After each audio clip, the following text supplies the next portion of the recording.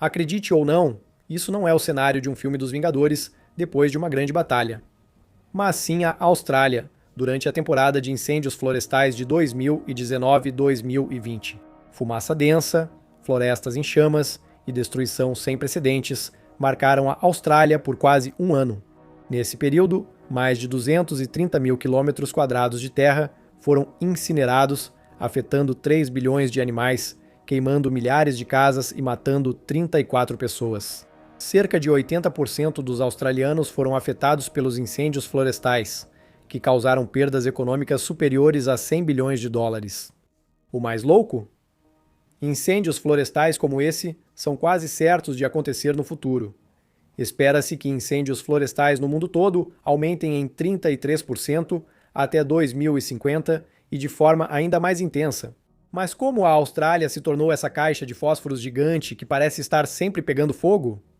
Bem, eu diria que a Austrália não se tornou assim, mas sempre foi. Veja, o fogo está no DNA da Austrália há séculos, quase literalmente. Se você olhar para o país, a posição geográfica dele tem muito a ver com isso. A Austrália é o continente habitado mais seco do mundo, com 70% do território formado por terras áridas ou semiáridas e pouca chuva. Isso ocorre porque está ao sul do cinturão de chuvas tropicais da Indonésia e Nova Guiné, ficando no cinturão de alta pressão subtropical, que impede a elevação do ar para a chuva. Além disso, a Austrália é enorme. É literalmente um país e um continente, além de ser bem plana. Veja este mapa topográfico da Austrália. Mas esta área, chamada Grande Cordilheira Divisória, é a exceção óbvia. Pode não ser alta, mas é a quinta maior cadeia de montanhas do mundo, estendendo-se do norte de Victoria, passando por Nova Gales do Sul, até Queensland, com 3.500 quilômetros. Isso significa que o lado leste da cadeia de montanhas recebe muita chuva pelo levantamento orográfico, que é ciência. Se você checar um mapa de densidade populacional da Austrália, verá que as áreas mais densas estão aqui. Quero destacar que as áreas costeiras recebem muita chuva, o que retira a umidade do ar e impede que ela chegue ao centro do continente. Já a Nova Zelândia, mais estreita, permite que as nuvens chovam por todo o subcontinente. Grande parte da Austrália é seca, como já mencionei, e esse ar seco aumenta a intensidade do fogo em relação ao ar úmido. Plantas ficam mais inflamáveis com baixa umidade, pois perdem água mais facilmente. Além disso, o vento forte faz da região um local perfeito para que uma faísca cause incêndios florestais, gerando mais de 60 mil por ano. Isso pode soar, bem, assustador, mas na verdade é uma parte fundamental do ambiente natural. Veja, muitas plantas na Austrália evoluíram não apenas para resistir à destruição causada por incêndios florestais naturais, mas até mesmo para incentivá-los por seus próprios meios. Por exemplo, o famoso eucalipto, amigo de todos os koalas, é uma dessas plantas. O próprio óleo, que essa árvore secreta, é altamente inflamável, e as folhas caídas que tocam o chão são resistentes à decomposição por natureza.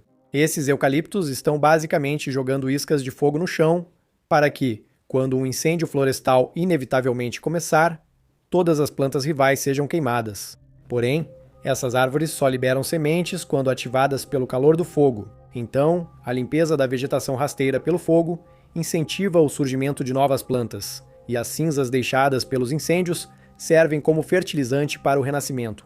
A nova vegetação fornece alimento para os animais, e os troncos e árvores que ficaram ocos oferecem novos lugares para eles viverem.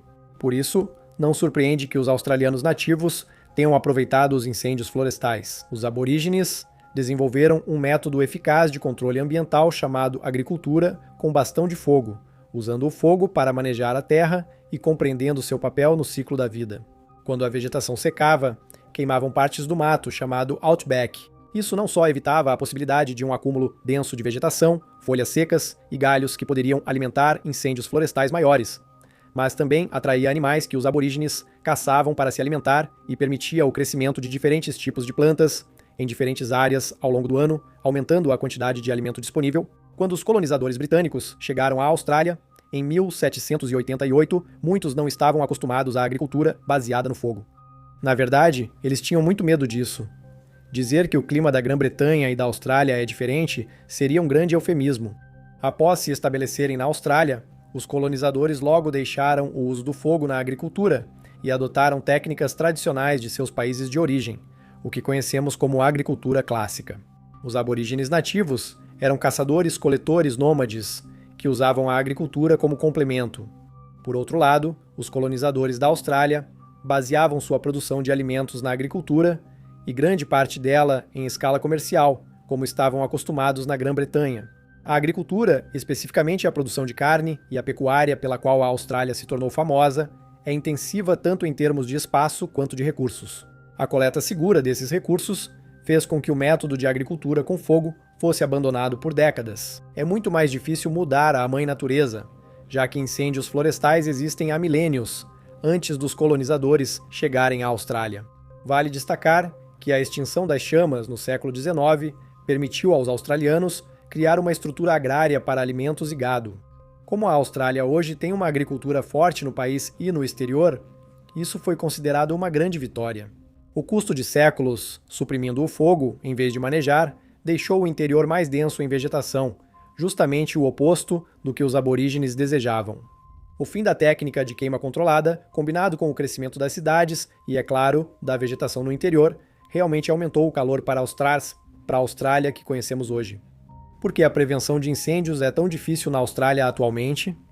A resposta é mais complexa do que parece, mas se resume a dois fatores principais. O primeiro e mais prejudicial fator é pela natureza.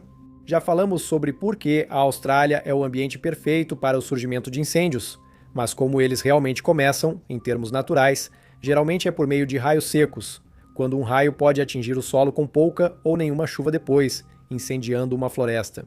Se você observar este mapa da NASA sobre incêndios florestais de junho de 2001 a maio de 2019, verá isso. A maioria dos incêndios ocorre no território do norte e nas regiões do norte da Austrália Ocidental e de Queensland, áreas que, felizmente, têm pouca população. Não se engane, uma vez iniciadas, as chamas podem se espalhar com ventos superaquecidos e alcançar áreas povoadas a quilômetros. E você já sabe o que vem depois. Assim começaram quase todos os maiores incêndios florestais da história da Austrália. Mãe Natureza. Não dá para resolver, só se preparar. Mesmo assim, isso representa cerca de metade dos incêndios florestais, provavelmente. Digo provavelmente porque há diferentes números circulando sobre esse valor. Segundo a Geoscience Australia, a agência governamental de geologia e geografia, o número é cerca da metade, que vamos considerar. Isso mostra que cerca de 50% dos incêndios florestais têm outras causas, o que leva ao outro ponto principal. Humanos, de forma deliberada ou acidental, são responsáveis por metade dos incêndios florestais na Austrália, com números bastante variados.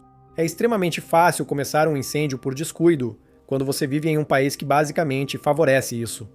Tudo o que você precisa é de uma fonte de ignição, bitucas de cigarro descartadas, sistemas de escapamento de veículos, faíscas de ferramentas como cortadores de grama ou equipamentos de solda, e fogueiras de acampamento são formas fáceis e comuns de incêndios começarem diariamente. Daqui em diante, os danos variam conforme tipo e quantidade de combustível.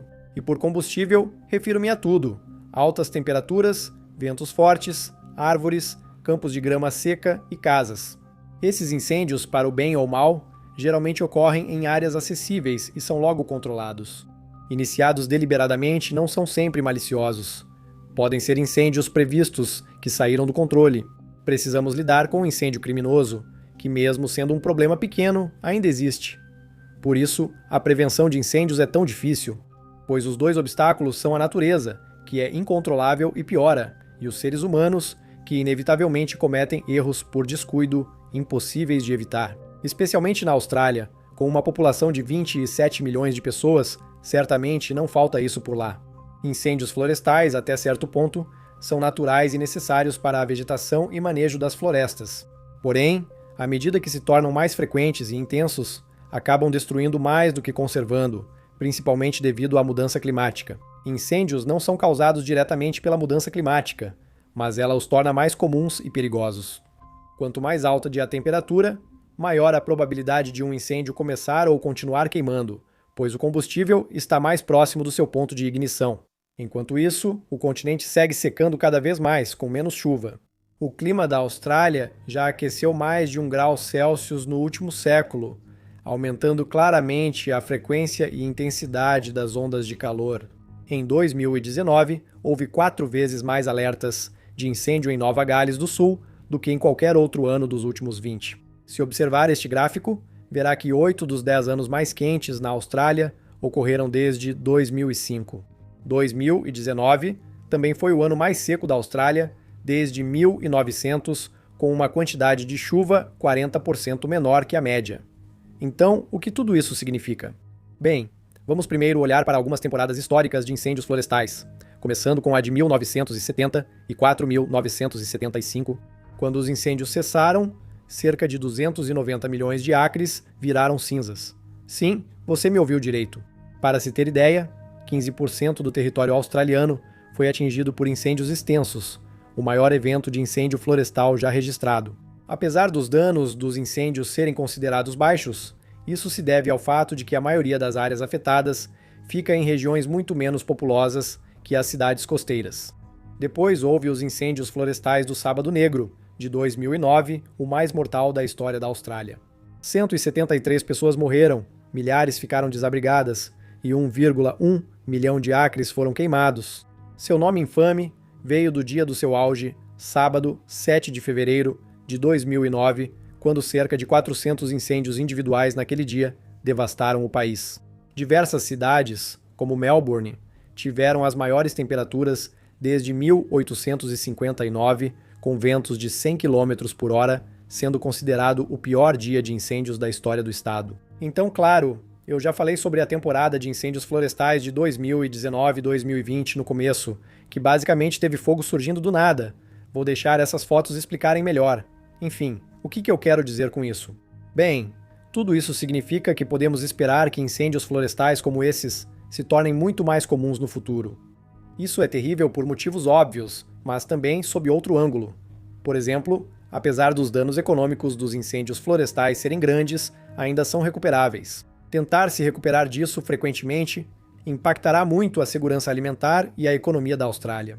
As florestas podem até se regenerar após as queimadas, mas não armazenam a mesma quantidade de carbono, pois a recuperação nunca é total. Compensar isso custará bilhões. Isso levanta a questão: como a Austrália lida com sua alta propensão a incêndios?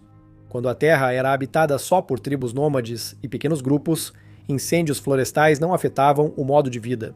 Mesmo durante a temporada de incêndios florestais, que acontece no verão deles, de dezembro a fevereiro, quando as condições são mais favoráveis para iniciar um fogo, era algo fácil de se adaptar e, na verdade, era bom. Cidades metropolitanas, subúrbios e fazendas comerciais enfrentam graves ameaças dos danos dos incêndios florestais e da fumaça irrespirável.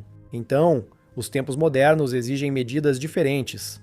Embora os australianos não possam impedir diretamente os incêndios causados pela natureza, eles podem indiretamente, pelo menos, favorecê-los de certa forma. A Austrália é o quinto maior produtor, o segundo maior exportador e tem a terceira maior reserva de carvão do mundo, o que não é bom para o clima. O carvão é uma das principais fontes de emissões de dióxido de carbono, um dos principais gases de efeito estufa. Quando a Austrália queima carvão para gerar energia, ela contribui para o aquecimento global. Temperaturas globais mais altas podem agravar os incêndios florestais ao criar condições mais secas e quentes, que são mais propensas a iniciar e sustentar incêndios. É um ciclo vicioso em nome do dinheiro, sem sinais de desaceleração e que piora, segundo o Instituto de Análise Econômica e Financeira de Energia. Diversificar e abandonar o carvão é um ótimo início para evitar que o país esteja sempre em chamas. Claro, são corporações que fazem isso, mas todos podem manifestar o desejo por um clima e ecossistema melhores. Várias políticas já foram e continuam sendo adotadas para conter incêndios causados pelo homem. Por exemplo, em dias em que as condições são praticamente perfeitas para início de um incêndio, há proibições totais de fogo. Isso proíbe acender fogo ao ar livre ou qualquer ação que possa causar incêndio. Não são apenas itens óbvios. Estrelinhas, cercas elétricas e certos tipos de churrasqueiras também são proibidos. E lembra da queimada controlada dos aborígenes? Ela está voltando. Fundada em 2016, a Jagun Alliance é uma organização aborígene sem fins lucrativos que ensina técnicas de manejo do fogo a proprietários de terras. Como a técnica continua eficaz há séculos, está sendo mais usada. Além disso, há formas de ajudar com mudanças culturais. O currículo de Geografia do quinto ano na Austrália aborda o impacto de incêndios florestais ou enchentes nos ambientes e comunidades e as possíveis respostas das pessoas. Muitos sugerem incluir segurança contra incêndios florestais no currículo já no segundo e terceiro ano, fortalecendo essa cultura no país. Além disso, manter uma área ampla e livre de vegetação ao redor das propriedades, usar materiais de construção resistentes ao fogo, garantir sempre um bom acesso para veículos de combate a incêndios e manter calhas e decks livres de detritos inflamáveis são medidas que estão sendo sistematicamente adotadas em todo o país para minimizar qualquer dano que possa ser causado por incêndios florestais. Modelos de computador avançados já prevêem o desenvolvimento de incêndios, facilitando o planejamento dos recursos de combate ao fogo.